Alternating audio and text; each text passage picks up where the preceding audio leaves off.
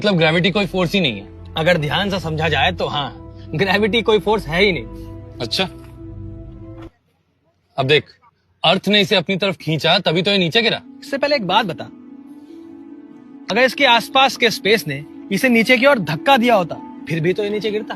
हाँ यार, इन दोनों सिचुएशंस में ये नीचे गिरता। करेक्ट। अब हमें स्कूल में क्या पढ़ाया जाता है कि हर ऑब्जेक्ट किसी दूसरे ऑब्जेक्ट पे एक अट्रैक्टिव फोर्स लगाता है। हाँ, यही तो न्यूटन का सिद्धांत कहता है। तो अगर इस लॉ के हिसाब से चले तो एक बात बता, किसी एक ऑब्जेक्ट को पता कैसे चलता है कि उसे किसी दूसरे ऑब्जेक्ट पे ये सो कॉल्ड फोर्स लगाना है? मतलब ये कि वो आखिर क्या चीज है जो इन दो ऑब्जेक्ट के बीच में इस ग्रेविटेशनल फोर्स की इन्फॉर्मेशन को कैरी कर रहा है? यार देख, एक ऑब्जेक्ट दूसरे ऑब्जेक्ट पर फोर्स लगाता है। क्यों लगाता है?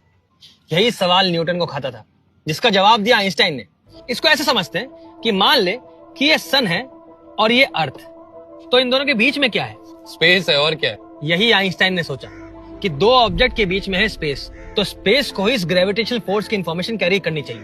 और इसी थॉट एक्सपेरिमेंट के साथ उसने डेवलप कर दी जनरल थ्योरी ऑफ रिलेटिविटी, जिसने आगे चल के दुनिया को यह साबित किया कि ग्रेविटी कोई फोर्स ही नहीं है, बल्कि ये इफेक्ट पैदा होता है स्पेस टाइम कर्वेचर के मुड़ने से। बिल्कुल सही।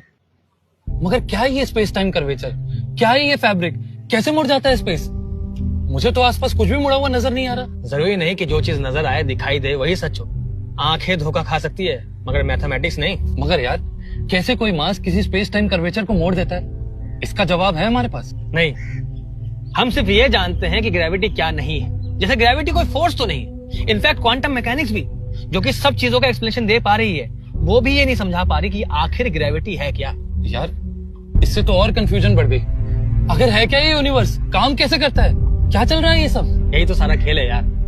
हम जितना इस यूनिवर्स को समझते हैं ये उतना ही कम समझ में आता है।